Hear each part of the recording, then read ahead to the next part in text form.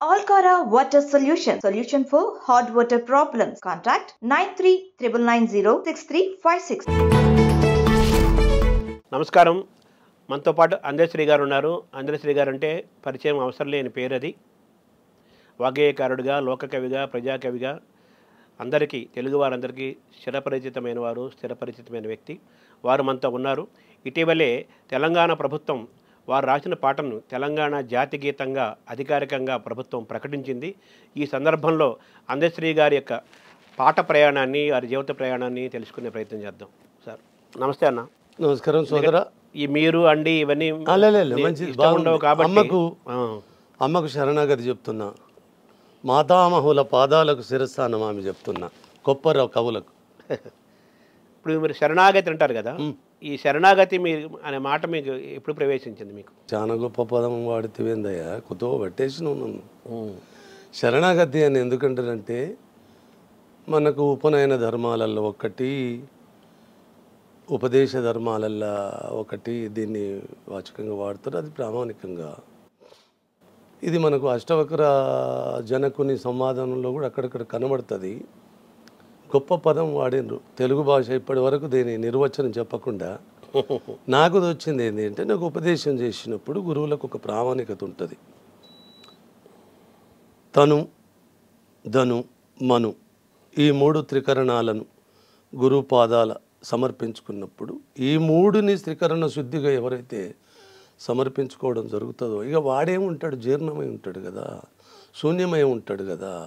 వాళ్ళ ఆశీస్సుల పూర్ణత్వంలో జీర్ణావస్థలో వాడికంటూ వానిదంటే ఏమి ఉండదు కదా. అందుకు ఆ పదవాచకమే అమ్మకు శరణాగతి, శరణాగతి, శరణాగతి.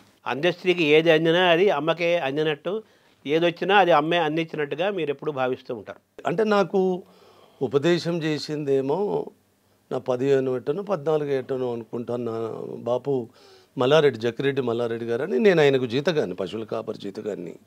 తదనంతరం వ్యవసాయం నేర్చుకున్నాను. మా బాపు కంటే నా పశువేగుల ఆకలి తీర్చిన మా బాపమ్మ జక్కిరెడ్డి రాధమ్మకు కూడా నేను శరణాగతి చెప్పాలి. ఈరోజు 2 ప్రాథమికమైన పాఠశాలకు ఉమ్మడి ఓరుగల్లు జిల్లా జనగామ నియోజకవర్గము రేబర్తి అనే మన గ్రామం. అంటే వరంగల్ జిల్లాలో ఉన్న ఎన్ని గ్రామాలు ఉన్నాయో, ఒక 10 పేరు గన్న ఊళ్ళల్లో మాది కూడా ఒక ఊరు, పెద్ద ఊరు. అక్కడ ఆ ప్రాథమిక పాఠశాలకు కూడా పాఠశాల కూడా అది పాఠశాలనే, ఇంకొక పాఠశాల లేదు. నువ్వు అటుపోయావు. ఎందుకంటే పాఠశాల కాదు, పాఠశాలే ఉంటుంది, పాఠశాల. అట్లా ఆ ఊరు కూడా దండం పెడతాను. వీళ్ళందరికీ పేరు పేరున మీకు కూడా, మా శర్మకు కూడా దండం పెట్టాలి. ఎందుకంటే తాత వాళ్ళను విన్నప్పుడు నా ఆత్మకథ రాసుకోవాలనుకొని ఎవరో పెద్దవాళ్ళు చెప్పినప్పుడు వాళ్ళనే ఫస్ట్ ఉచ్చరిస్తాను. ఇప్పుడు వీళ్ళందరికీ దండం పెట్టిన కాబట్టి ఒక్క పదంతో మొదలు పెడదాము. జిల్లవోరు గల్లు జిజ్ఞాస నా ఇల్లు మా ఊరు రేబర్తి మంచి స్ఫూర్తి అందెనందె శ్రీగా అలరించు రాగాల ఆత్మమేలు కలుపు అవనిలోన నిష్ట కలిగి ఉన్న కష్టాల నెదురీదు మనిషి కందని విద్య మహిని గలదే పల్కపల్పం బట్టి పాఠశాలకు బోలే అచ్చు అల్లులు కాస్త అభ్యసించి కలము బట్టాను కరమున కళ్ళు తెరచి పారజూశాను లోకాన్ని పట్టుబట్టి ప్రజల భావాల కవితలుగా పల్లవించు వసుధ వినిపించు నా మాట వాక్కులమ్మ, వసుధ వినిపించు నా మాట వాక్కులమ్మ. వాక్కులమ్మకి సరస్వతి దేవికి మీ ప్రణతులు అర్పించారు. అంటే ఇక్కడ కూడా ఒక్క చిన్న నువ్వు, ఎందుకంటే మహాపండితుల వంశాంకురాలివి, నేను నీకు భాషకు చెప్పగానే నా అర్థంలో వాక్కులమ్మ అంటే శారద కాదు. నారాయణ రెడ్డి సార్ కూడా వాక్కుల ఏం పేరు నీ బిడ్డల పేర్లు అంటే, పెద్దది వెన్నెల, చిన్నది వేకువ, మధ్యన తల్లి మా అమ్మ, వాక్కులమ్మ అంటే సరస్వతి అంటే కాదు అంటాడు. కాదు అంటే పరాచకమా అంటాడు. పరాచకం కాదు, ఇంకొక జన్మ. నువ్వు మళ్ళెత్తిన దాని అర్థం తెలియదు. వాక్కు అనగా వేదం, వాక్కు అనగా జ్ఞానం. వాక్కు బైబుల్లో కూడా ఆది అందు వాక్యం ఉండెను, ఆ వాక్యము దేవుని వద్ద ఉండెను, ఆ వాక్యమే దేవుడై ఉండెను. ఇంత ప్రామాణికత ఉన్నది వాక్యం అంటారు కదా. కాబట్టి ఒక పద్యం కూడా నాన్నగారు రామరాజు గారు సత్యలో కనబోయిండో కానీ బిరుదురాజు రామరాజు.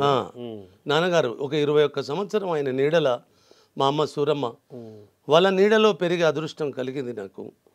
అక్కడ ఒక పద్యం రాశాను.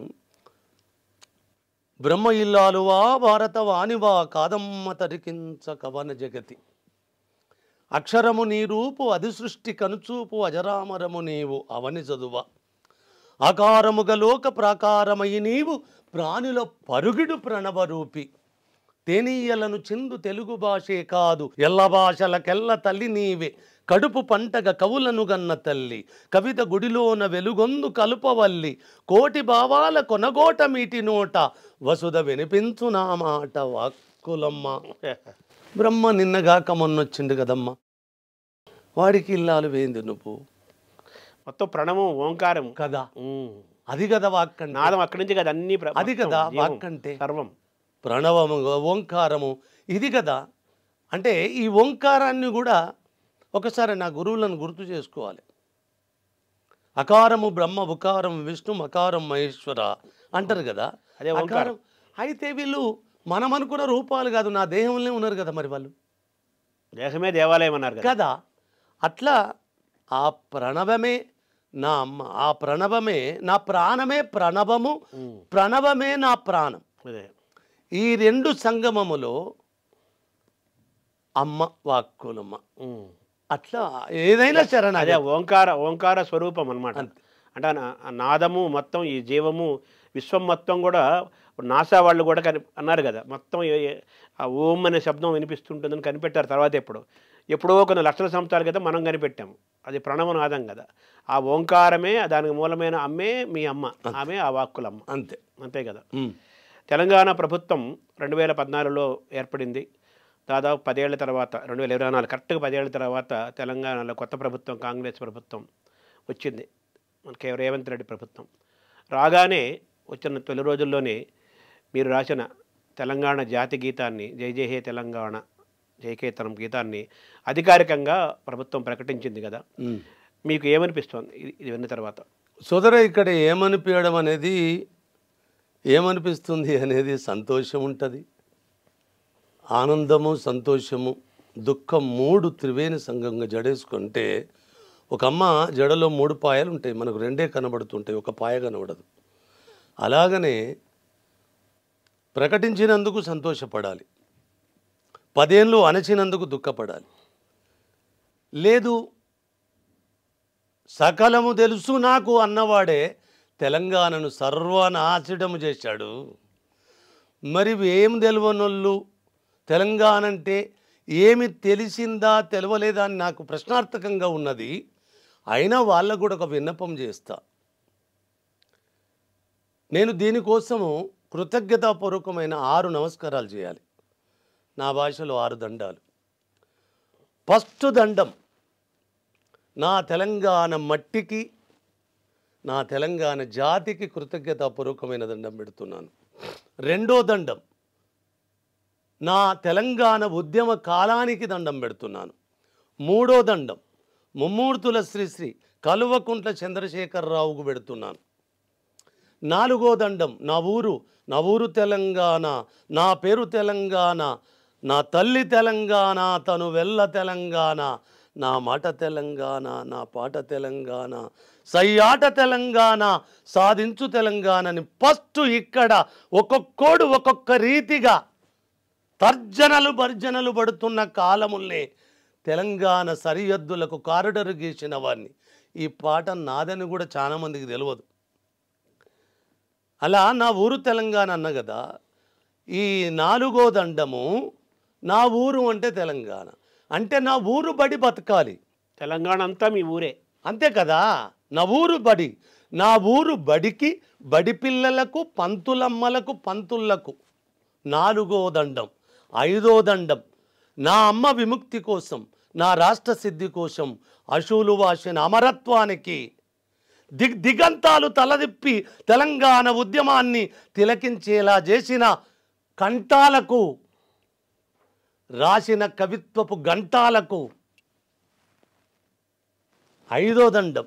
ఆరో దండము శ్రీ ఏనుముల రేవంత్ రెడ్డి అని మా తెలంగాణ రాష్ట్ర ముఖ్యమంత్రికి కాంగ్రెస్ పార్టీ క్యాబినెట్ మినిస్టర్లకు నన్ను గదిపిన ప్రతి చెయ్యికి చెయ్యెత్తు దండం, నన్ను గదిపిన ప్రతి చెయ్యికి కూడా దండం. ఈ పాట ఎప్పుడో పుట్టింది కదా. ఆంధ్రప్రదేశ్లో ఎలాగైతే మన శంకరంపాడి సుందరాచార్య మా తెలుగు తల్లికి మల్లె పూతండ ఎలాగో తెలంగాణ ప్రాంతానికి ఒక జాతి గీతంగా, తెలంగాణ జాతి గీతంగా ఎప్పుడో అవతరించింది గీతం. ఇప్పుడు దీన్ని అధికారికంగా ప్రకటించారు. ఇప్పటికే కొన్ని వేల మంది విద్యార్థులు, యువకులు, ఉద్యమకారులు చాలామందికి ఆ పాట వచ్చు. ఇప్పటి నుంచో మారుమవుతున్న పాట అది. ఆ పాట ఎలా పుట్టింది సార్? ఈ పాట పుట్టడానికి బలమైన కారణం ఏంటి అంటే 2002 సెప్టెంబర్ 30 నాడు మా ఇందూరు జిల్లాలో కామారెడ్డి అనే ఒక నగరం ఉంది కదా, కామారెడ్డి అని ఇప్పుడు అది కూడా జిల్లా అయింది అనుకుంటా. ఆ జిల్లాలో కామారెడ్డి గంజిలో దుమ్దాం పురుడు పోసుకున్న నాడు ఏ పాట ముందు పాడాలి అన్నప్పుడు దీని బీజం పడ్డది. అప్పుడు మా అందరికంటే పెద్దవాడు గూడంజన్నతోటి పాడిపిద్దాం. వాడు రసమై బాలకృష్ణ కూడా ఉన్నాడు. ఒక్కరం కాదు, తెలంగాణ అంతా. ఇవాళ తెలంగాణ దుమ్దాము నాది నాది అన్న నకరాలు చేస్తున్న వాళ్ళకు దాని భిక్ష తన ఆ పాదు పందిరి అంత అందశ్రీ. అయినా అది కూడా తప్పే అంటాను. ఉద్యమము లేకపోతే, ఉద్యమ శక్తులు లేకపోతే, ఉద్యమం అనే ఒక ఉవ్వెత్తున లేచిన ఊపిరికి ఉద్దీపన జరగకపోతే ఈ పాట పురుడు పోసుకునేది కాదు, దుమ్దిం అంకురించేది కాదు కదా. అందుకోసం ఏ కీర్తి అయినా తెలంగాణ ఉద్యమానికే దక్కాలి, తెలంగాణ కవులకు దక్కాలి, తెలంగాణ కళాకారులకు దక్కాలి. దాన్ని పాదులై పందిలరై మోసిన ప్రజలకు దక్కాలి. ఆ పాట పుట్టుకకు అక్కడ బీజం పడ్డది 2002 సెప్టెంబర్ 30 నాడు.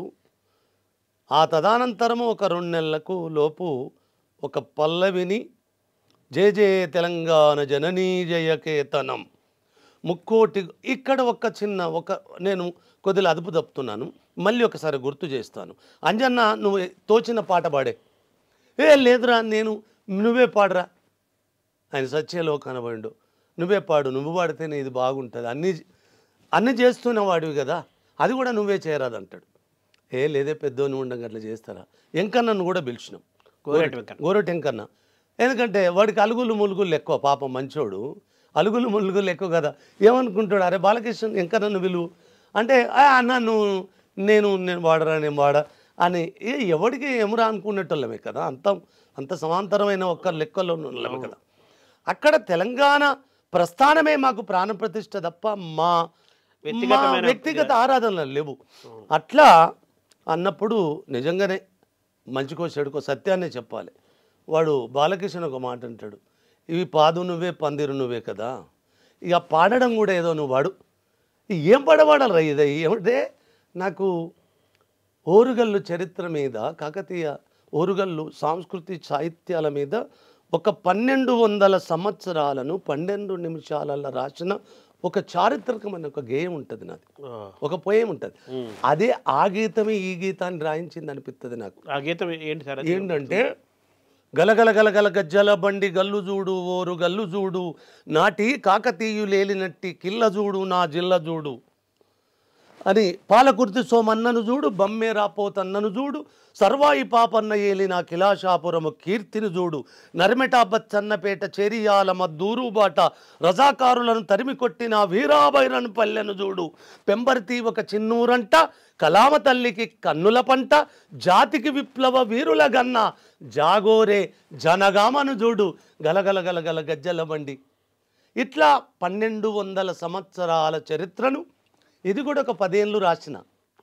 దాన్ని 10 ఏళ్ళల్లా నాకు సత్యలో కనబడిండో మా శేఖర్ అన్న, యలమంచి శేఖర్ అన్నని, ఈ నగరంలో ఇంత రొమ్మిరిచి నిలబడ్డందుకు ఆయన కారకుడు. ఈ మన ఐ డ్రీము ఈ నేపథ్యంగా ఆయనకు కూడా నేను కృతజ్ఞత చెప్పుకోవాలి. అరే ఇంత గొప్ప గీతానికి శిరస్సు లేదు కదరా అంటాడు. నాకు 2 గీతాలకు శిరస్సు లేదన్న వార్త వచ్చింది. ఇది శిరస్సు ఎందుకు లేదు, ఇంత పరిగెత్తుతుందన్న అంటే, గడిద ప్రపంచ రాజకీయాలలో 63 ఏళ్ళు చక్రవర్తిగా ఏలిన ఏకైక వ్యక్తి గణపతి దేవుడు. వాణ్ణి చూపెట్టకపోతే ఈ పాటకు శిరస్సు ఎట్లున్నట్టురా? గణపతి దేవుడు. అలాగనే రుద్రమాదేవి లేకుండా కాదురా, రుద్రమాదేవికి విద్య నేర్పిన గురువు లేకపోతే ఎట్లయితుంది అంటే నిజంగా ఒళ్ళంతా నిజంగా లేదు శిరస్సు అని అప్పుడు ఒకటి రాశాను. 60 ఏళ్ళు చక్రవర్తిగా అల్లదిగో అజరామర కీర్తి పల్లవించనిట శిల్ప సంపదగా ప్రజల గుండెలో గణపతి దేవుడు గూఢచారులకు అందని గుట్టుగా రుద్రమామ్మను రుద్రదేవుడిగా పెంచి విద్యలను నేర్పిన పెద్ద శిరస్మరణీయుడు శివదేవయ్య. నృత్యరీతులకు నూతనత్వపు నడకలు నేర్పిన నాట్యాచారుడు పేరుని శివతాండవ సృష్టికర్త పేరు జాయప్ప సేనాని గలగల గలగల గజ్జల బండి గల్లుజూడు. అట్లా ఆ పాటతో మొదలుపెట్టి గజ్జల బండి గట్టి తెలంగాణ ప్రతి పల్లెకు ఆ పాటల బండి పరిగెత్తింది. ఆ ఉద్యమం ఉవ్వెత్తున లేచి ఏ తెలంగాణ ఊపిరి జల్పని నేపథ్యం ఉన్నదో ఆ ధూమ్ధాము ఊపిరి జల్పడం కాదు, దుందుబులు మోగించింది. ప్రతి గుండెను దుందిబిగా మార్చి మోగించింది. ఆ చరిత్రకు కారణభూతమైన చిన్న కార్యోన్ముఖుని చేసినందుకు ఆ ఉద్యమ కాలానికి అందుకే శరణాగతి చెప్పాను. ఇప్పుడు మీరు 6 నమస్కారాల్లో ఒక నమస్కారం ఉద్యమ కాలానికి కాలం గొప్పది కదా. ఇలా మీ దగ్గర ఇట్లా రొమ్మిరుచుకొని నిలబడ్డాను అంటే ఆ ఉద్యమం లేకపోతే నన్ను ఎవ్వడు దేకేవాడు, ఎవ్వడుగా అనేవాడు. అందుకోసం మొన్న ఒక పదం అన్నాను, ఆ తర్వాత వస్తాను నేను దానికి. ఇప్పుడు ఈ పాట పుట్టుక నేపథ్యం మాట్లాడు. ఈ పుట్టుక నేపథ్యం నుంచి అక్కడ వచ్చిన నేపథ్యం నుంచి ఒక 2 నెలల తర్వాత ఈ పాట బీజం మాత్రం ధూమ్ధాం కోసమే పడ్డది. కానీ దాని పుట్టుక తెలంగాణ రచయితల వేదిక మీద పురుడు పోసుకున్నది. ఇది 2 నెల కదా, ఇది మార్చి 2 తారీఖు. ఇదే నెలలో 2 తారీఖు నాడు 2003లో తెలంగాణ రచయితల సభ జరుగుతుంది సిద్దిపేటలో. ఆ వేదిక మీద ఒక పల్లవి 2 చరణాలతో తెలంగాణ రచయితల వేదిక మీద జయ జయ తెలంగాణ అనే గీతం పురుడు పోసుకున్నది. అక్కడి నుంచి ఒక 3 నెలల తర్వాత ఆదిలాబాదులో ఒక పెద్ద సభ జరుగుతుంది. ఇక అక్కడి నుంచి ఆ గీతం వెనుదిరగలేదు. అంతకుముందు జెండా గీతంగా సిద్ధారెడ్డి సారు గీతం పాడేవాళ్ళు. నాగేటి సార్లలో నా తెలంగాణ మన దేశపతి శ్రీను పాడేటోడు. అది జెండా వందనం చేసుకునే వాళ్ళు. అలా ఈ గీతానికి 2 పాయలు, దీనికి 2 వేదికలు ఉన్నాయి. అక్కడ తెలంగాణ రచయితల సభ ఉన్నది, ఇక్కడ ధూమ్ధాముకి ఇది ప్రథమ గీతమైంది. ఇది పాడకుండా ఇది నేపథ్యం లేదు. ఇక ఆ ఆదిలాబాదులో వాడిన తర్వాత మాత్రం ఆ రోజు కూడా ఒక మాట చెప్పాలి, చెప్పకపోతే అబద్ధం అవుతుంది. దేశపతి శ్రీనివాసు ఆల్చంగ్ వచ్చిండు, జెండా వందనానికి టైం అయింది. ఆ జెండా వందన గీతం పాడాలంటే సిద్ధారెడ్డి సారు పాట పాడాలి, మా దేశపతే పాడాలి ఆ గీతాన్ని. అవును ఆలస్యమైందని నేను టిఫిన్ చేసి వస్తా అన్నప్పుడు కూర్చున్నాడు, నిలబడ్డాడు వేణు సంకోజ్ గారు. సిద్దిపేటలో నేను పదమెత్తినాడే ఇది రేపు ఈ జాతి వాడుకునే గీతం అవుతుందిరా అని ఫస్ట్ దీనికి నామకరణ చేసింది మాత్రం వేణు సంకోజ్. అదే వేణు సంకోజు ఆదిలాబాదు వేదిక కాడ జెండా గీతం అటు మరి గీత పరివ్యాప్తి కోసము దేశపతి టిఫిన్ చేస్తానికి పోయిండా, ఏం జరిగిందో నాకు తెలియదు. కానీ కాలం అట్లా రచన అట్లా రచన చేసుకున్నది. సిద్ధారెడ్డి మొన్న వాడిన గీతం ఉన్నది కదా, దాంతో ఈ జెండాని ఎగరేద్దామని.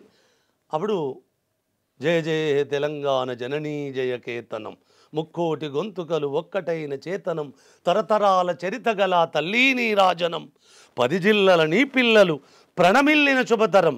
మీలాంటి చదువరులకు ఒక ప్రశ్న ఉంటుంది, ఇలా 10 జిల్లాల నీ పిల్లలు అన్నారు, తాళం విరిగిపోయి తత్తది. అది మరి జిల్లాల వాక్యం అది నాకు రాక కాదు. ఆ దీర్ఘం ఎప్పుడైతే పోతుందో మాత్ర పొడుగవడం వల్ల లయకు కూడా లొంగదు, అది తాళం తప్పిస్తుంది. అట్లా ఇప్పుడు 10 కాలాలు అంటే దాని అర్థమేనంటే చాలా కాలం అని అర్థమే కానీ అనంతమనే కానీ అక్కడ ఏమి అలాగే 10 జిల్లాల నీ పిల్లలు ప్రణమిల్లిన శుభతరుణం అట్లా అది ఇక అవన్నీ నాకు ఏం తెలియదు. అట్లా అది పురుడు పోచుకున్నది. ఈ 2 వేదికలకు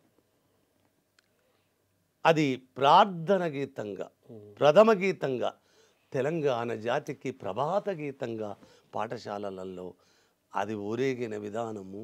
ఆ రోజు శర్మ ఒక మాట చెప్పాలి, ఇదొక్క సమయమే నాకు. ఈ పాటను అచ్చేసుకున్న కాగితాలను కొన్ని కోట్ల కాగితాల పాటలను ఉద్యమ వేదికల కాడ పంచుకున్నారు, ఇట్లా మడతేసుకొని లారీల కొద్ది అచ్చేసిన దాన్ని. ఆ రోజు ఘనకీర్తిని, ఆ పాట పుట్టించిన దుమారము, ఆ పాట మోగించిన దుందుబులు చూస్తే ఇవ్వల్లటి అధికార ప్రకటన నాకేమో పెద్ద సంతోషము కలగలేదనను. కానీ ఆనాటి సంతోషానికి మాత్రం ఈ సంతోషం అందదు. ఒక్కటి మాత్రం కేసీఆర్కు వినమ్ర నమస్కారాలు ఎందుకు చెప్పాలంటే, ఖచ్చితంగా చెప్పాలి, నా ముందట బలమైన వాడు లేకపోతే, అతను చూస్తే బక్క మనిషే కానీ సంకల్పములో చాలా బలమైన వాడు.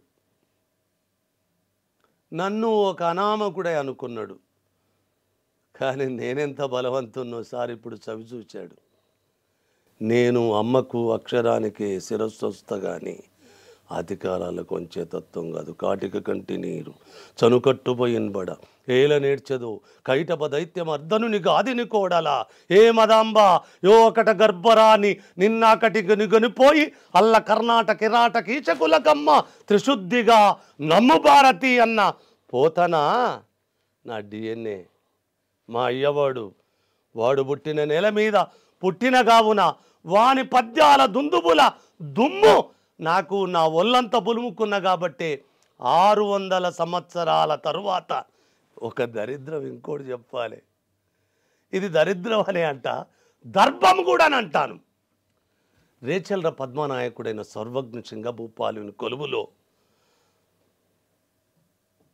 నా కవిత పితామహుడు, నా కవిత మాతృమహుడు పోతనను కోట నుంచి వెళ్ళగొడతారు.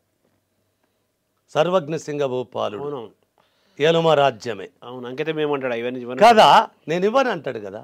మరి దరిద్రమే మళ్ళీ యలుమ రాజ్యం వచ్చింది కదా 600 సంవత్సరాలు, మరి వారసత్వం దిగాలే కదా. ఇగో ఈ అనామకుడిగా దిగింది. ఈ అనామకుడిగా దిగి ఏం చేసింది చెప్పిన, ఎప్పుడో చాలా ముందు చెప్పిన. ఒక్కటే ఎందుకు చెప్తానంటే, ఇద్దరికి వినమ్ర నమస్కారాలు ఇవ్వాలి. నన్ను అనుసాలనుకున్న కేసీఆర్ కూడా దండమే పెడుతున్నాను హృదయపూర్వకంగా. అతను గన అహంకారముతోటి ఆ గీతాన్ని అణచకపోతే, నాకన్నా చిన్నపిల్లగాడు రేవంత్, నన్ను ఆకాశానికి ఎత్తిచ్చే శక్తి కూడా అతనికి వచ్చేది కాదు. ఇలా రేవంత్కు 2 రెక్కలు, లేవడానికి ఏలడానికి, ఒక ధర్మంగా రేపు పేలడానికి కూడా 2 రెక్కలు ఎవరంటే, ఒక రెక్క కేసీఆర్ అయితే ఒక రెక్క అందశ్రీ. ఈ పాట ఇచ్చిన నిజంగా తన కీర్తిని పరిపూర్ణత చేసినందుకు, మొత్తము కీర్తి అల్లా నువ్వు 10 ఏళ్ళు అనిచినందుకు 10 నిమిషాలలో ప్రకటించి ఆకాశమెత్తు కీర్తిని మూటగట్టుకున్నాడు. ఇలా యాక్చువల్గా ఈ పాట కేసీఆర్ కూడా చాలా ఇష్టమైన పాట అంటారు. ఖచ్చితంగా అది కూడా ఒకటి చెప్పాలి సోదరా, నిజంగా అది కూడా చెప్పాలి.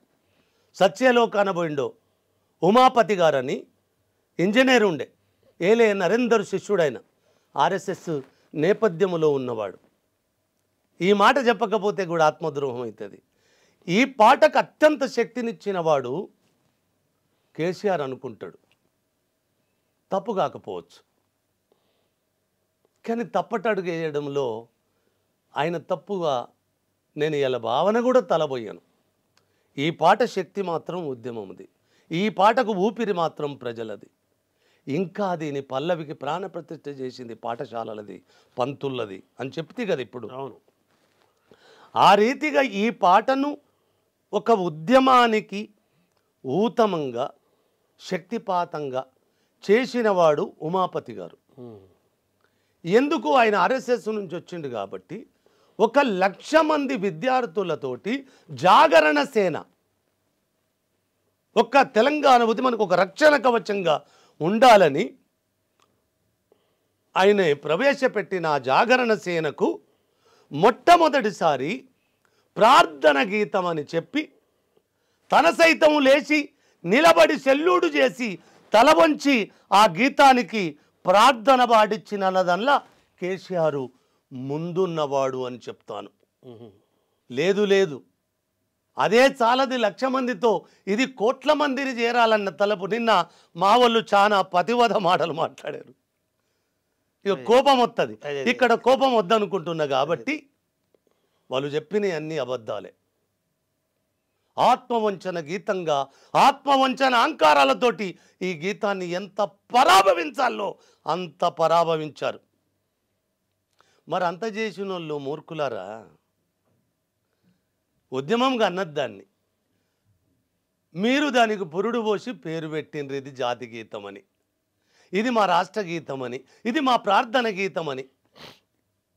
అమరగాయకుడు రామకృష్ణ గారిని కూర్చుండబెట్టి కేసీఆర్ స్టూడియోలో అన్ని చేసినారు. మేమే చేసినామంటారు, మేమే పాడినామంటారు.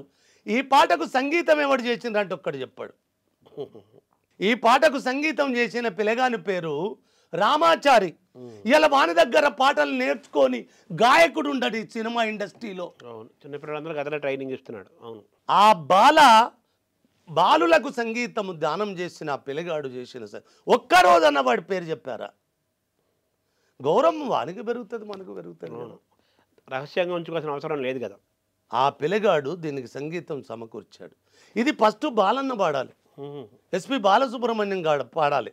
అప్పుడు చంద్రబాబు అందరూ తెలంగాణ వద్దనట్టులే, ఒక కేసీఆర్ తప్ప, ఇక్కడి ప్రజలు తప్ప, ఇక్కడి ఆత్మగౌరవం తప్ప, ఇక్కడ ఉద్యమ శక్తులు తప్ప, ఇక్కడ భూమిపుత్రులు తప్ప ఏ ఒక్కడు తెలంగాణ రావాలనుకోలేదు కదా.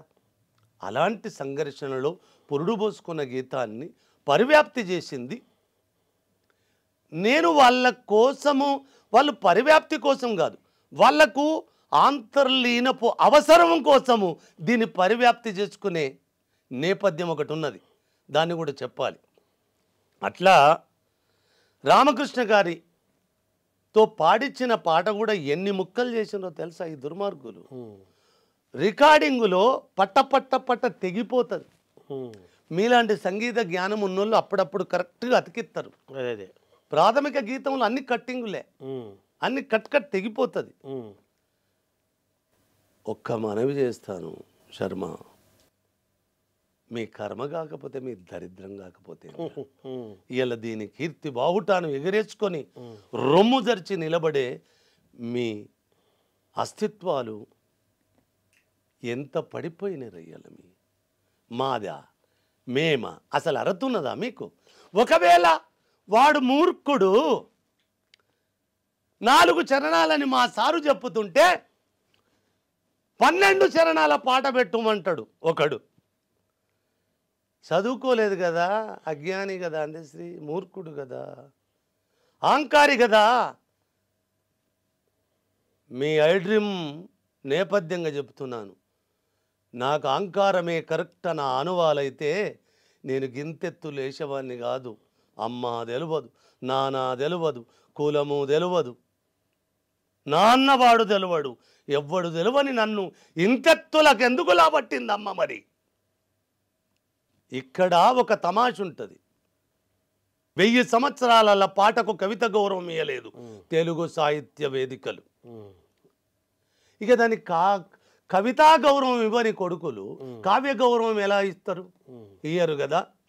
నేను చేసింది ఎవ్వరికి అంతు చిక్కని ఒకే ఒక్క రహస్యం. నేను పదమెత్తితే కవిత్వము ఒళ్ళంతా బులుముకొని ఆకాశమెత్తు లేస్తుంది దాని ధూళి. పుప్పొడి అంటారు కదా, అవునవును, పుప్పొడి లేస్తుంది కదా, అలా లేస్తుంది.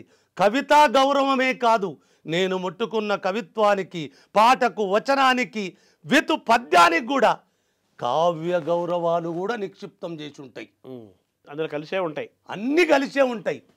అందుకోసం ఈ పాటలో ఈ పాట మేము నిజంగా నేను ఆ పాట పెట్టొద్దన్నాను అనుకుందాం.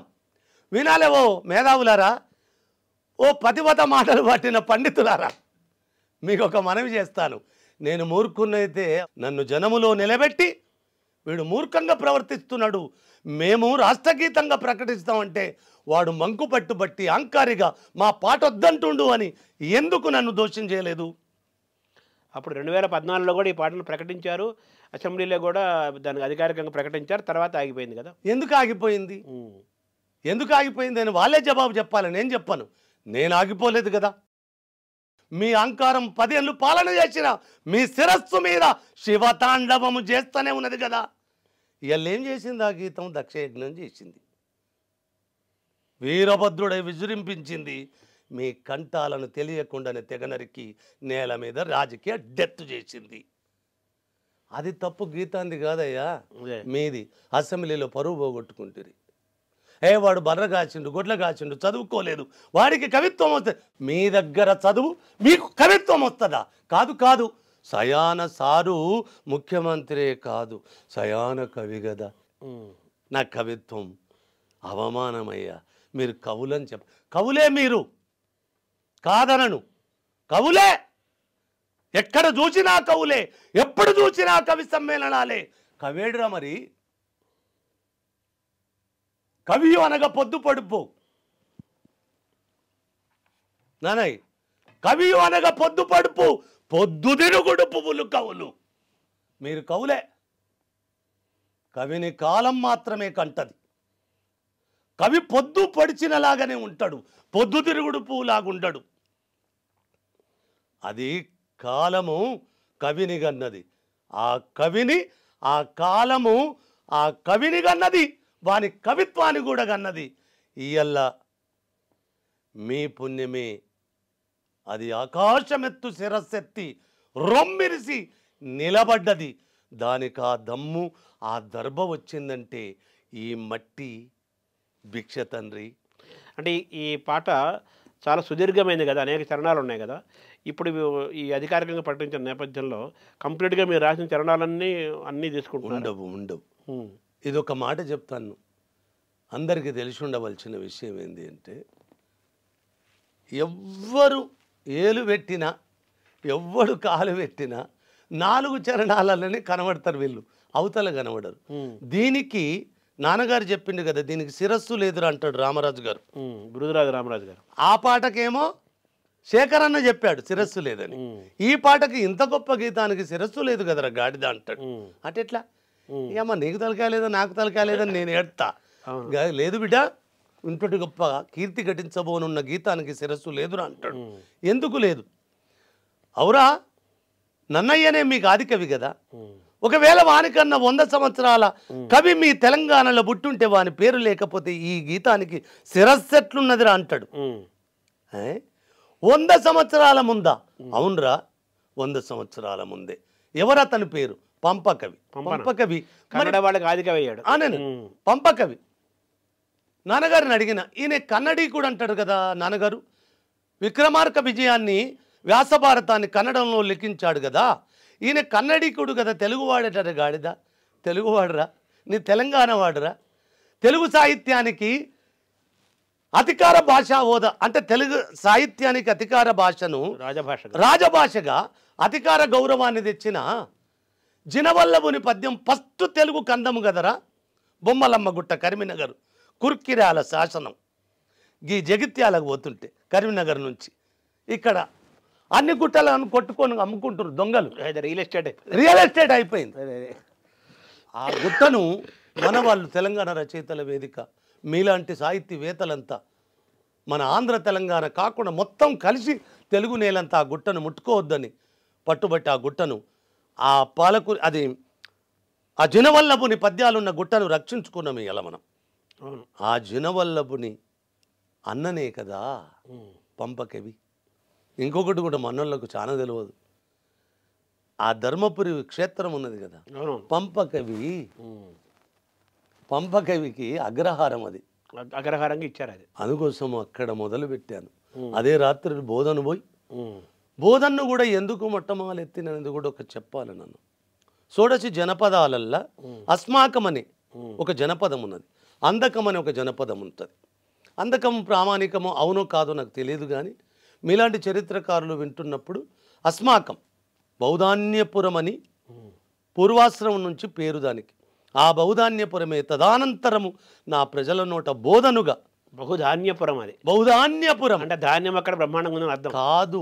బోధన అనే పదం బౌద్ధానికి క్షేత్రం, అది కూడా ఉంది. బౌద్ధ క్షేత్రం, జీనం, జైనం, ఇయల బియ్యము, నాగలి అన్ని బౌద్ధ పదాలే కదా, పాలి పదాలే కదా. జీనం అంటే జైనం కూడా, బియ్యం కూడా బౌద్ధ క్షేత్ర పదాలే. జనవల్లభుడు అంటే జైనం కదా? జైనం, జైన బుద్ధాలు సంగమం అది. అవును. అయితే దక్షిణ భారతదేశానికి పెద్ద దర్వాజా కదా బోధన్, దానికి మొట్టమొదటి, దానికి కూడా మొట్టమొదటి ఇవ్వడానికి ఒక కారణం ఉన్నది నాన్న. జీతగానిగా దేహపరంగా పుట్టిన ఓరుగల్లు జిల్లా నాది. జనగామ తాలూకైన వరంగల్లు జిల్లా నాది. మా ఊరు రేబర్తి, మద్దూరు మండలంలో ఉంటుంది. అక్కడ నేను జీతగాడి దేహంగా పుడతాను. నా దేహం ఓరుగల్లుదే. జీతగాడ నుంచి గీతగాడ అయ్యారు మీరు. అది ఏమైందో కానీ అలాగా నేను అందశ్రీగా పురుడు పోసుకున్నది మాత్రం ఇందూరే. ఇందూరులో. అందుకోసం ఆ ఇందూరు మట్టికి దండం పెట్టాలి కదా, ఇందూరుకు కృతజ్ఞత చెప్పాలి. జననీ జన్మభూమించ స్వర్గాదపి గరీయసి అంటాడు కదా వాల్మీకి. అవును. ఆ రీతిగా షోడశ జనపదాలలో ముందు వరుసలో ఉన్న దక్షిణ భారతదేశంలో ఉన్న అస్మాకానికి దండం పెట్టాలనుకున్నాను. ఆ బౌధాన్యపురపు బోధనానికి దండం పెట్టాలనుకున్నాను. నిన్న మన ఎస్ఎస్ రాజమౌళి గారు బాహుబలి అనే పదం కూడా బోధనములోనిదే. పాపం వాళ్ళు చెప్పరు. అక్కడ బాహుబలి విగ్రహం కూడా చూసుకోవచ్చు మీరు. అదే అక్కడ ఉంది, ఉంది, తెలిసి ఉంది. ఆ జీనములో, ఆ బౌద్ధం జీనముది అనుకుంటా, బాహుబలి జైనముదే. ఆ రీతిగా అన్ని కారణాలు కలిగిన దాన్ని నాన్నగారు చెప్పిన రాత్రి నేను బోధన పోతే అప్పుడే ఒక కట్ట ఉంటుంది, అక్కడ పెద్ద కట్ట దొబ్బితే పంపన సమాధిని చూశాను. సాష్టాంగ భూమి మీద పడి మళ్ళీ తిరిగి ఇక్కడికి వచ్చి ఇక్కడ ఈయన సమాధి అయ్యారా? అలేలే ఉన్నది బోధనలోనే. కర్ణాటక పోలే, ఏ రోజు కర్ణాటక పోలే, ఉన్నది బోధనలోనే. అక్కడే ఉన్నాడు, కన్నడ కవిత్వం రాశాడు కానీ అక్కడ బోధను. ఇదంతా కర్ణాటక ఏలుబడిలో ఉంది కదా అప్పుడు. కళ్యాణ చాణిక్యులు కాకతీయుల కంటే ముందు వాళ్ళ పాలన ఉన్నది కాబట్టి వాళ్ళ భాషలో రాశాడు. ఆ రీతిగా అక్కడ పోతే వీళ్ళు అది పొడిచినాం ఇది పొడిచినాం అని చెప్తారు కదా, ఏది పొడవలే. ఇవాళ వాళ్ళను వాళ్ళే పొడుచుకున్నారు. అది దరిద్రం. ఇప్పుడు ఈ సుదీర్ఘమైన నేను ఆడికే వస్తున్నా. నేను అదే రాత్రి బోధన పోయి తెల్లవాళ్ళు నా మిత్రులతోటి ఆ ఇందూరులో అందశ్రీ పురుడు పోసుకున్న సంబంధాలు ఉన్నాయి నాకు. దోస్తులు ఉంటారు చాలా మంది. ఒకరిని బట్టి నా చేయి పట్టుకొని ఒక ఆకిలి తాడు తీసుకుపోయిన ఇంటి ముందట ఆకిళ్ళలోకి తీసుకుపోతే పెద్ద దరిద్రం ఏందో తెలుసున్నాను నాకు.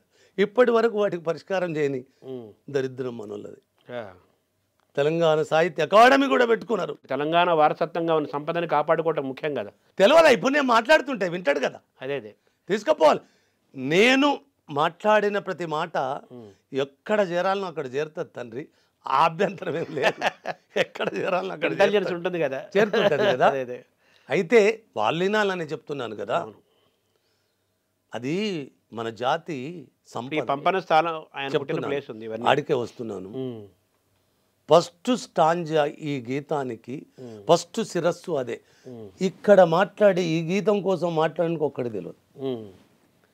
నిజంగా కె. శ్రీనివాస్కు నేను నమస్కారం చేయాలి ఈ మీడియా తరపున. ఇప్పుడు మీ తరపున నా తరపున కూడా నమస్కారం చేయాలి. ఎందుకు అందశ్రీ ఇది ప్రజలది, నాకెందుకులే అని తాటబియ్యకు. ఇది ఒకానొక రోజు చాలా గమ్మత్ చేస్తుంది. ఇది నీ పేరును ఖచ్చితంగా చెప్పు.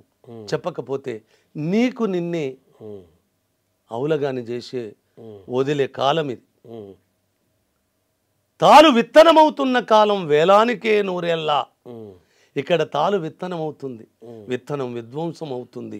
ఈ గీతం కూడా నీది కాకుండా చేస్తారు వీళ్ళు, జాగ్రత్త అని తనే ఎడిటోరియల్ పేజీ రాసి ఈ 12 స్టాంజల గీతాన్ని ప్రకటించిండు ఆంధ్రజ్యోతిలో. అక్కడ తలబట్టుకున్నారు అందరూ. ఇది ఎక్కడిదిరా ఇదంతా? దీన్ని కూడా అనేక అంతకానే ఉన్నారు వీళ్ళు. 12 సంవత్సరాలు దీన్ని రాయడం జరిగింది. 12 సంవత్సరాలు రాశారు. ఫస్ట్ స్టాంజ దీని చరణం ఏంది అంటే నాన్నగారు చెప్పిన శిరస్సు. పంపనకు జన్మనిచ్చి బద్యనకు పద్యమిచ్చి భీమకవికి చనుబాల బీజాక్షరమైన తల్లి హాలుని గాథా సప్తశతికి ఆయువులూదిన నేల బృహత్కథల తెలంగాణ కోటిలింగాల కోన జై తెలంగాణ.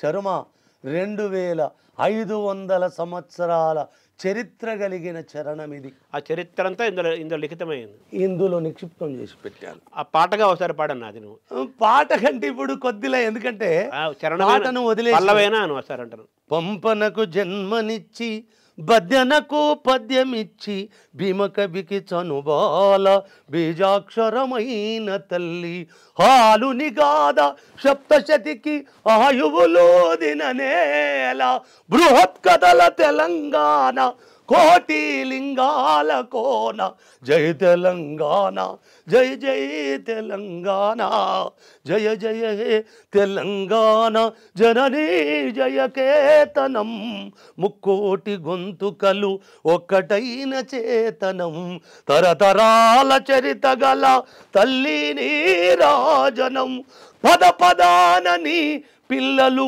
ప్రణమిల్లిన శుభ తరుణం తెలంగాణ.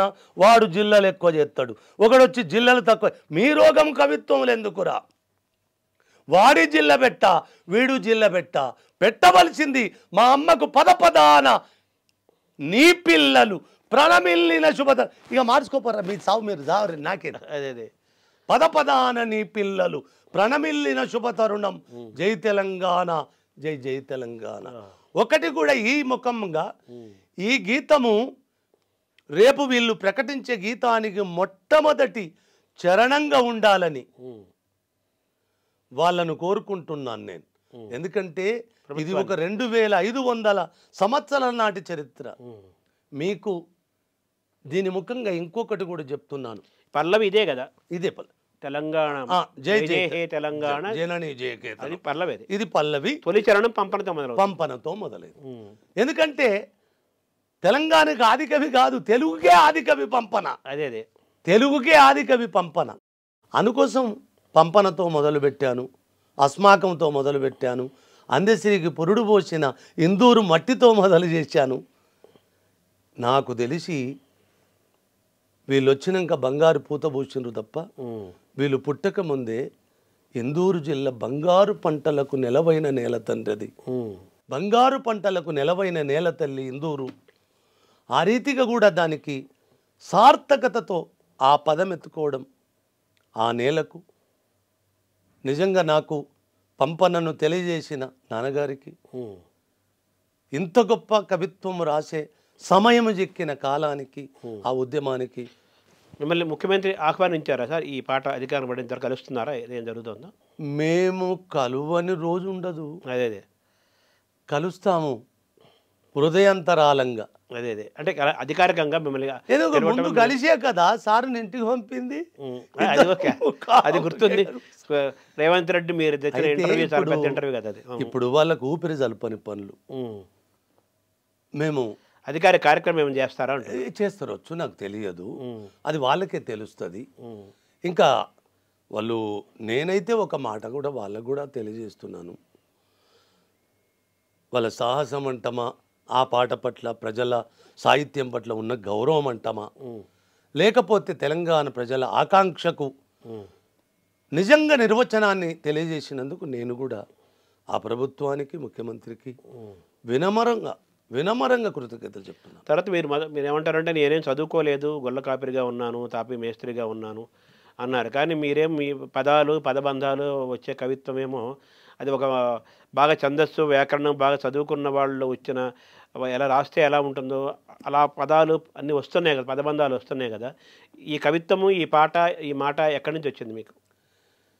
మంచి శర్మ, ఇది ఎవరు అడుగుతుంటారు కానీ ఎవరికి నిర్వచనంగా చెప్పలేదు.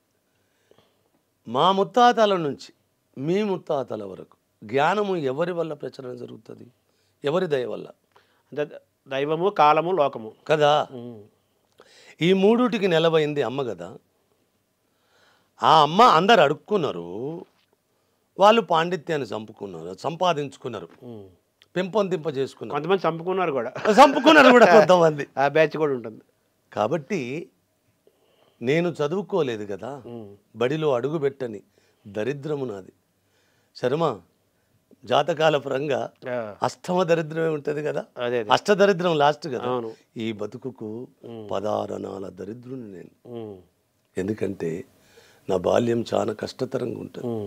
కుక్కలు ధరుముతున్న కుందేలు పిల్ల నా జీవితం. తల్లి చచ్చిన కుక్క పిల్ల కూడల మధ్య పాదాల సబడిని కుయ్యి అనుకుంటా ముద్దాడేందుకు పరిగెత్తుతుంటది. తల్లి చచ్చిన కుక్క పిల్ల నా జీవితం. మృగాలు ధరుముతున్న జింక పిల్ల నా జీవితం. ఇంతటి కఠోరమైన జీవితం నుంచి వచ్చిన వాడిని ఎట్లా వాళ్ళు చేయిస్తే వీళ్ళు చేయిస్తే వాళ్ళ చేయి పట్టుకొని వీళ్ళ చేయి పెట్టుకొని రాలేదు. అమ్మ చేయి పట్టుకొని అడుగులేస్తూ వచ్చాను. అమ్మే మీ చేయి పట్టుకుంది. అలా పట్టుకున్నది కాబట్టి ఎవరిను అడుక్కున్నది కాదు. పుటం పెట్టినట్టుగా, పురుడు పోసినట్టుగా, పునీతము చేసినట్టుగా, పుంకాలుగా అదే కవిత్వం. నేను పోతనమాత్యుడు చెప్పినప్పుడు ఏందో వీళ్ళు కథలు డిఎన్ఏ అన్నాను కదా, ఆ రీతిగా వాడు మా అయ్య అన్నాను కదా, ఆ రీతిగానే పలికించటి వాడు రామభద్రుడట పలికితేనే బోహరమౌనం. నేను చెప్పలేదు రామభద్రుడు అంటే, నేను కూడా ఇది అబద్ధమేమో అనుకునేటోన్ని. కానీ నా దగ్గరికి వచ్చినప్పుడు అది ఒక్కంతకు నిజం కాదు, కోటంతలకు నిజం. అవును. ఎందుకంటే వాడి ప్రమేయం లేకుండా ఒక ఉదాహరణ చెప్పాలి. ఒక గంటకు 60 నిమిషాలు అంతే. ఒక నిమిషానికి 60 సెకండ్లు. ఇలా సెకండ్కో పద్యం చదివినా వాళ్ళెవరే ఎట్లా పుట్టిందే భూమి మీద. ఒక్క గంటకు 700 కవిత్వాన్ని కట్టి ఛందస్సు చెక్కు చెదరకుండా ఒక్కు సంకల్పాలు కాకపోతే దిక్కులన్నీ మొక్కేంత స్థాయికి కొప్పరపు కవులు ఒక్క గంటకు 700 పద్యాలు ఎట్లా చెప్పారు. అంతే వస్తూ ఉంటుంది, అంతే ప్రవాహం లాగా. మిచిని కన్ను కొడితే కూడా అంత రావు. అవును. అంటే వాళ్ళు కారణ జన్ములు. అందుకోసం అటు బోను కానీ అదే ఏదో కారణం ఉన్నది అమ్మకు నాకు. అందుకోసము నేను అనుకోను. అనుకుంటే మాత్రం అమ్మ ధారాళంగా ఇచ్చిపోతుంది. అయితే వాళ్ళంతా వేగవంతం కాదు. అదే ఒక పద్యము రాయడానికి నాకు ఒక వచనపోయాన్ని పూర్తి చేయడానికి 40 ఏళ్ళు పట్టింది. అబ్బా. కవిత్వం కడలి కెరటం, కవిరాజుల కదీ కిరీటం, ఆలపిస్తే మధురగానం, సంధిస్తే రామబాణం. ఈ రామబాణం వాడడానికి నాకు ఇష్టం లేదు. ఎందుకంటే అప్పుడు నన్ను అవిడితనం ఆవహిస్తుంది. రాముని కోదండాన్ని పట్టుకొని నేను కోలాటం వేయాలనా అంటే నాకు అవిడితనం ఆవహించినట్టే కదా. ఈ కోదండాన్ని వదిలిపెట్టాలంటే ఈ కోదండాన్ని దాటిన శరమేదన్నా సంధించగలనా అని 40 ఏళ్ళు ఆలోచిస్తే వచ్చిన పదం. ఆ వచ్చిన పదమే నిన్న సారుకు వచ్చిన పదం కూడా.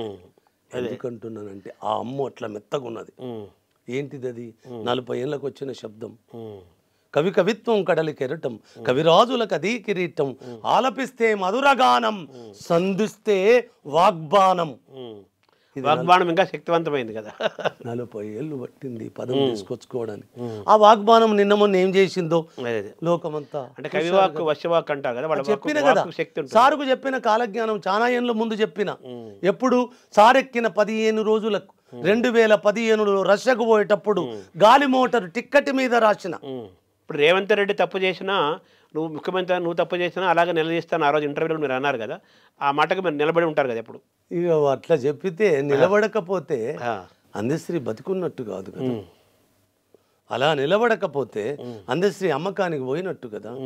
అలా నిలబడకపోతే నా అమ్మను అవమానించడంలో అందరికంటే ముందు వరుసలో నేనే ఉన్నవాడిని అయితే కదా. రేవంత్ రెడ్డి ఎదురుగానే అన్నారు ఆ మాట మీరు చెప్పింది కదా.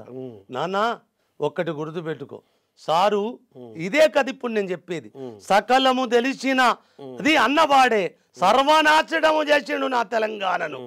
ఏమి తెలువనోళ్ళు ఏమి చేస్తారన్న భయం నన్ను ఎంబడిస్తూనే ఉన్నది. సారులాగా మీరు దారి తప్పిన నాడు మీ జుట్టుకు గజ్జగట్టి ఊరేగిస్తానని మళ్ళీ పునరావృతం చేస్తున్నా.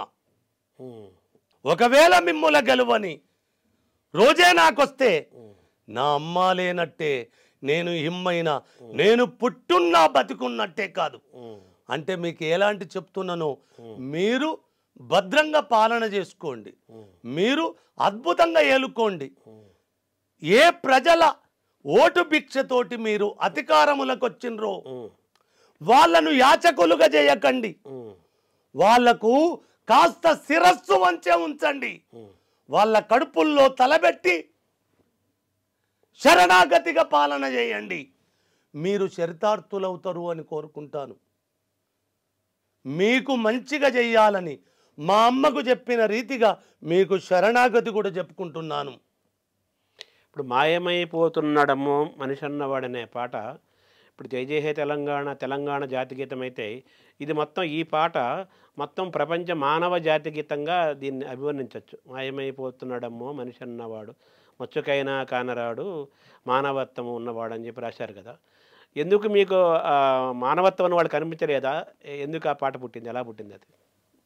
నిజమే నాన్న, ఇది చాలా గొప్ప ప్రశ్న. ఇప్పుడు నిన్న మొన్న ఎవరో మాట్లాడుతున్నారు, వాళ్ళకు కూడా చిన్న జవాబుదారిగా చెప్పాలి. అందశ్రీ సాంప్రదాయవాది, సనాతన ధర్మాన్ని అధికంగా ఇరుముడి కట్టుకొని వెళ్తున్నవాడు. నిజమే, నిజంగా సాంప్రదాయవాదే. అదే కానీ సమరాంగణములో ఒరో నపింసకులారా, సమరాంగణంలో కూడా ఎలా నిలబడి ఉన్నాడో అది మీరు చదువుకోవాలి. ఏ సనాతన ధర్మాన్ని నేను ఇరుముడి కడతానో తెలుసా? ఒక్క మనిషి అపూటంగా 5 ముక్కలు తెగకుంటా ఉన్నప్పుడే ఆ సనాతన ధర్మాలను ఆ సాంప్రదాయాలను శిరస్సు మీద మోత్త. నన్ను అవమానించిన ఏ సంప్రదాయాన్నైనా ఏ శాస్త్రాన్నైనా ఒక్క మనిషిని 5 ముక్కలుగా తెగనరికి ఇది వర్ణాశ్రమ ధర్మము అని మానవ మేధ మీద రుద్ది అపూటమైన మనిషిని 5 భూతాలతో అంకురించిన ఒక మనిషిని 5 ముక్కలుగా తెగనరికే అధికారం ఎవ్వడిచ్చిండ్రా మీకు అని నిలదీస్తూనే ఉంటాను. అలా వర్ణాశ్రమ ధర్మం మీద నా మనిషి హత్య చెయ్యబడ్డాడు. నా మనిషి ముక్కలుగా వర్ణాలుగా విడిపోయిండు. తదానంతరము కులాలుగా పోయిండు. తదానంతరం మతాలుగా ముక్కలైండు. ఇక్కడ కులంగానే చెప్పాలి, తలంగానే చెప్పాలి, ప్రాంతంగానే చెప్పాలి, వర్ణంగానే చెప్పాలి, వర్గంగానే చెప్పాలి. నా మనిషేడి శర్మ. మనిషి ఎన్ని కనిపిస్తే కానీ మనిషి కనిపించట్లేదు. అందుకోసము అన్నిట్లో అభివృద్ధి అయిన మనిషి మనిషిగా మాత్రం అడుగడుగున అంతరించిపోతున్నాడు. ఆ మనిషి కోసమే నా అన్వేషణ. ఈ పాట ఎలా పుట్టింది సార్? ఎలా పుడుతుంది అంటే మనిషి అపూటంగా బతకాలి కదా. అదొక కాలం ఉంది మనకు. ఈ వర్ణాశ్రమ ధర్మం కూడా ఎప్పుడు వచ్చింది నాన్న? మొన్న వచ్చింది. అవును, మొన్ననే వచ్చింది కదా. పని విభజనే కదా అంతా. పురుష సూక్తం నుంచి అది మనకు భగవద్గీత నుంచి బ్రాహ్మణ్యాల నుంచి అక్కడక్కడ కనబడుతుంది. అటు పోని ఇప్పుడు పెద్ద తరం. నేను ఒక్కటే కోరుకుంటా శర్మ, మనిషిని మనిషిగా చూడని ఏ సనాతనమైన ఏ శాస్త్రమైన ఏ సాంప్రదాయమైనా నేను అంతగా ప్రేమించను దాన్ని. మనిషిని మనిషిగా చూసే సాంప్రదాయం ఎక్కడ నన్ను ఉండదు. ఒక్క చిన్న ఉదాహరణ చెప్పాలి. ఇప్పుడు ఒకసారి నిన్ను గుంటూరు తీసుకొని పోతా. నేను తెలంగాణ పశువుల కాపరి జీతగాన్ని. ఏ వర్గాల నుంచి వచ్చినో ఏ కులాల నుంచి వచ్చిందో నేను ఎవరికి పుట్టినో ఎవరికి తెలియదు, కానీ ఏ వాడ నుంచి వచ్చినో అందరికీ తెలుసు కదా. ఇది వీళ్ళు కూడా వినాలి. ఇప్పుడు ఎవరికి పుట్టినో నా అమ్మ నాన్నలు ఎవరో తెలియకపోవచ్చు, కానీ నేను ఏ వాడ నుంచి వచ్చాను, ఆ వాడ నుంచి వచ్చింది అనుకుని ఆ వాడ నుంచే తెలివి రాలే. అన్ని వాడల నుంచి గుచ్చుకొని వచ్చిన తెలివి కదా ఇది. అందుకోసం మొన్న ఒక్కటే చెప్పాను, జయ జయ తెలంగాణ గీత కీర్తిలో ఇక్కడ ప్రతి కులానికి భాగస్వామ్యం ఉన్నది. సంఘాల పరంగా మాత్రం దళిత జాతులకు, దళిత సంఘాలకు, అంబేద్కర్ వాదులకు ఈ గీతం మీద అధికారం లేదని నిర్మోమాటంగా చెప్పాను. ఇప్పుడు కూడా చెప్తున్నాను. నా గీతాన్ని అవమానించిన కేసీఆర్ కూడా తన అర్హతను కోల్పోయిండు. మాది మేము చేసినామని అర్హత వాళ్ళకు కూడా లేదు. బీఆర్ఎస్ కూడా లేకుండా చేసుకున్నారు. నన్ను అవమానించిన ఎవ్వడికి కూడా ఇందులో భాగస్వామ్యం లేదు. నన్ను సులకన చేసి మాట్లాడేటోళ్లకు ఇందులో హక్కుండదు. అరే, కులము శాస్త్రీయత కాదురా, మతము కూడా శాస్త్రీయత కాదు. మనిషి శాస్త్రీయత కదా. మరి అశాస్త్రీయతలను తల మీద ఇరుముడులు కట్టుకొని అవులగాళ్ళుగా జీవనాలు సాగించే మిమ్మల్ని చూస్తే నాకు నవ్వు తప్ప అంతకు మించి ఏమి రాదు. మనిషి అపూటమైన శాస్త్రీయత, మనిషి అపూటమైన సైన్స్. వాడు ముక్కలుగా నరకబడుతున్నాడు. వాడిని 4 ముక్కలు కాదు 5 ముక్కలు నరికారు. అందరూ ఆ వేదనల నుంచి ఆ నేపథ్యం అది కూడా చెప్పాలి నేనే. మరి తల బ్రాహ్మణం, భుజస్కంధాలు క్షత్రియం, నాభితొడలు వైశ్యం, పాదాలు శూద్రం. ఇదే చెప్తారు కదా. మరి 5వ వర్ణమైన నిషాదుడు ఎక్కడ పోతాడు? నిషాద ఎక్కడ పోతాడు? మరి ఇందులో వర్ణాశ్రమ ధర్మాలలో 5 వర్ణాలు ఉన్నాయి, 4 వర్ణాలు కాదు. ఒకవేళ ఎక్కడున్నాయని వాడు అడిగితే నేను వారికి ఈ దేశానికి ఏ ప్రామాణికమైన కావ్యాలు ఉన్నాయో అందులో నుంచే తీసి చెప్తా. ఇది నా సొంత కవిత్వం కాదు, నా సొంత పైత్యం అంతకంటే కాదు. అయితే అక్కడ ఆ 5 ముక్కలు గాని మనిషికి నేను చూడాలనుకొని వర్ణాశ్రమ ధర్మాన్ని నుంచి ఏలిన 4 యుగాలలో జరుగుతున్న అసమానతల మీద, 4 యుగాలుగా జరుగుతున్న దుర్మార్గాల మీద, అస్పృశ్యతల మీద, అహంకారాల మీద, ఉచ్చనీచాల గొడవల మీద పుట్టి పురుడు పోసుకున్న గీతం. ఒక మాట చెప్తా శర్మ, తల బ్రాహ్మణం ఉచ్చ స్థితిలో ఉన్నది, పాదం శూద్రం నీచ స్థితిలో ఉన్నది కదా.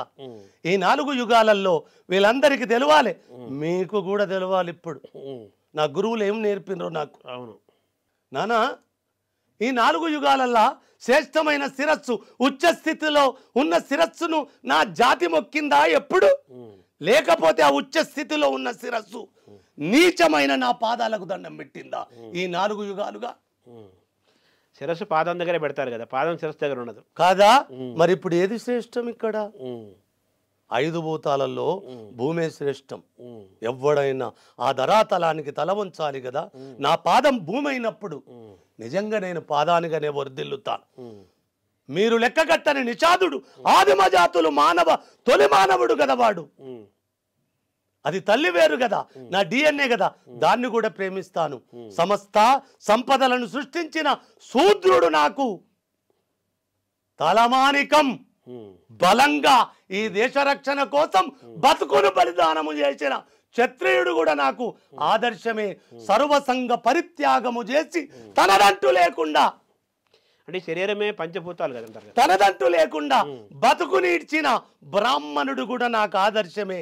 కాదు కాదు చరమా, పుట్టుకలో నిషాదుని నేనే, పురుడులో శూద్రుని నేనే, పుడమికి అన్నం పెట్టిన శూద్రుని నేనే, బలవంతమైన క్షత్రియుని కూడా నేనే. తలకాయ పని చేస్తుంది కదా. మరి తల లేని కులం ఉంటుందా? ఈ మూర్ఖులకు తెలవాలి. మెదడు ఉండాలి, తల ఉండాలి, తలలో పని చేసే మెదడు ఉండాలి కదా. ఆ మస్తిష్కం ఉన్నోడు బ్రాహ్మణుడు అనుకున్నప్పుడు వాడు కూడా సర్వసంగ పరిత్యాగైనప్పుడు వానికి కూడా నేను శరణాగతి చెప్తాను ఈ 5గురికి.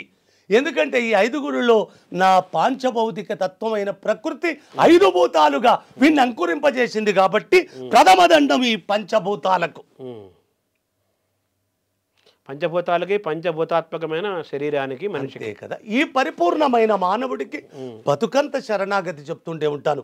వాణ్ణి పరిపూర్ణంగా ఉంచడానికి పురుడు పోసుకున్న మాయమైపోతున్నాడమ్మా. మనిషన్నవాడు మచ్చుకైనా లేడు చూడు, మానవత్వం ఉన్నవాడు 100కో కోటికో ఒక్కడు యాడ ఉన్నాడో కానీ కంటికే కనరాడు. ఉన్నడాడు లేకుండా పోలే ఉన్నాడు. వాడు లేకపోతే నాకు విద్య ఎందుకు వస్తుంది? వాడు లేకపోతే నాకు ఇంత ఎలమంచి శేఖర్ గురించి, మల్లారెడ్డి గురించి, శంకర్ మహారాజు, వీళ్ళందరూ ఎందుకు లేరు? అరే మా రాదమ్మ, అరే మా ఊరు, నేను అన్నాను ఎవడు, ఏ మావాడే, ఏ పిచ్చి మీవాడు ఎట్లయితారా? 5 ఏళ్ళు తెచ్చుకున్న వాళ్ళు మీవాడంటే 15 ఏళ్ళు ఇచ్చిన రెడ్డి ఎటు పోవాలి? సరే మీరే అనుకున్నాడు, నాకు ఉపనయన ధర్మాలు చేసిన శృంగేరి సాధు పెట్టుకోవాలి, నాకు గటక పెట్టిన మా సాకలి బాలమ్మోదిని ఆమెటు పోవాలి, నన్ను బట్టలు కుట్టించిన మొట్టమొదటి మునీర్ సేటట్టు పోవాలి. నాకు ఆకలి అయినప్పుడు ప్రతి తల్లి నాకు అన్నం పెట్టిండ్రు, వాళ్ళ ఆ కులాలన్నట్టు పోవాలి. అంటే విశ్వమానవుడు కదా మనిషి అనేవాడు కదా. అసలు మనిషి అంటేనే విశ్వం నాన్న, ఆ కొత్త విశ్వం వద్దు. విశ్వనాథుడు తప్పు, మనిషే విశ్వం, విశ్వమే మనిషి కదా, పూర్ణత్వం. అందుకోసం ఈ 5 వర్ణాలు నేనే, ఈ 5 భూతాలు నేనే. నా కవిత్వంలో గవ్వే ఉంటాయి. ఎవరు ఏదనుకుంటే వాళ్ళు ఇష్టం, అందులో నుంచి మాయమైపోతున్నాడని గీతం పురుడు పోచుకుంది. దీనికి ఒక శరణం చెప్ప, దీనికి కూడా శిరస్సు లేదు. ఈ పాటల ముందు శిరస్సు లేకుండా మొదలైతాయి. దీనికి కూడా ఈ మధ్యన ఒక అక్క అడవిలో 30 ఏళ్ల జీవితానికి వనవాసానికి అడవిలో వారేసుకున్న అక్క గిట్టనే ఉంటుంది. ఏదో పాట పాడితే విన్నాను. అన్న నేను ఈ పాట పాడుకుంటాను, నేను తీసుకోవచ్చా అంటే అక్క నీకు ఇంతమంది తీసుకో అని చెప్పాను. కానీ అక్క ఈ పాటకు శిరస్సు లేదు, మీరు ఎక్కడన్నా పసి కడతారా అని నాకు ఇద్దరు నేర్పిరు కదా. అవును, శిరస్సు గురించి శిరస్సు కోసం నేర్పిరు కదా. నేను ప్రధానంగా ఎలమంచి శేఖర్ అన్న, బిరుదురాజు రామరాజు గారు రెండు అజేయమైన గీతాలకు, అజేయమైన కవిత్వాలకు శిరస్సులు, మళ్ళా వాళ్ళు చెప్పిన శిరస్సులు నేనే చెక్కుకున్నా. మళ్ళీ అది శిరస్సు లేదని చెప్పారు అంతవరకు. అంతేకాని శిరస్సు నేనే పుట్టించుకుంటాను కదా. ఆ రీతిగా అనుకస నా శిరస్సు ఉన్నది కాబట్టి, ఆ శిరస్సులో ఏదో ఉన్నది కాబట్టి, శిరస్సు ఉంది కాబట్టి ఈ గీతానికి కూడా శిరస్సు లేదు 20. శిరస్సు ఉంది కాబట్టి ఈరోజు ఇంత యశస్సు వచ్చింది అంటున్నాను. కాబట్టి ఈ పాట ఒకసారి మీరు అనాలని చెప్తాను. ఈ ఫస్ట్ చరణం మాయమైపోతున్నాడమ్మా మనిషన్నవాడు, ఓ మచ్చుకైనా లేడు చూడు మానవత్వము ఉన్నవాడు, నూటికో కోటికో ఒక్కడు యాడ ఉన్నడ కాని కంటికే కనరాడు మాయమైపోతున్నాడమ్మా. ఆ అక్క పుణ్యమాని ఈ గీతానికి శిరస్సు వచ్చింది. జనుమనిచ్చిన తల్లి తండ్రులను వదిలేసి యుగ ధర్మమిది అంటూ జగమేలబోతారు, అమ్మ నాన్నలు కాస్త అన్నమడిగితే చాలు కన్న బిడ్డలే రోజు కళ్ళర్ర చేస్తారు. అరే ముసలితనమది ముసిరి ఉసురుదీస్తూ ఉంటే పిసరంత దయలేక కసిరిచ్చి కొడుతారు, మాయమైపోతున్నాడమ్మా మనిషన్నవాడు. నిలువెత్తు స్వార్థము నీడలాగొస్తుంటే చెడిపోక ఏమైతడమ్మా. ఆత్మీయ బంధాల ప్రేమ సంబంధాల దిగజారుతున్నడోయమ్మ, అవినీతి పెను ఆశ అంధకారములోన చిక్కిపోయి రోజు శిథిలమవుతున్నాడు, మాయమైపోతున్నాడమ్మా. ఆ మనిషి మాయమైనాడు, మనుగడ ఎప్పుడు ప్రశ్నార్థకమే.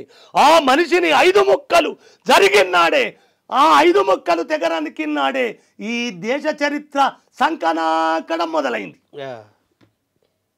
అందుకోసం ఇక్కడన్న నా దేశము కళ్ళు తెరిచి ఆ 5 ముక్కలను ఒక్కటి అపూటమైన మనిషిని చేసి అజేయమైన కీర్తి నా దేశము ఆర్జించాలని వినమ్రతతో చెప్తున్నాను.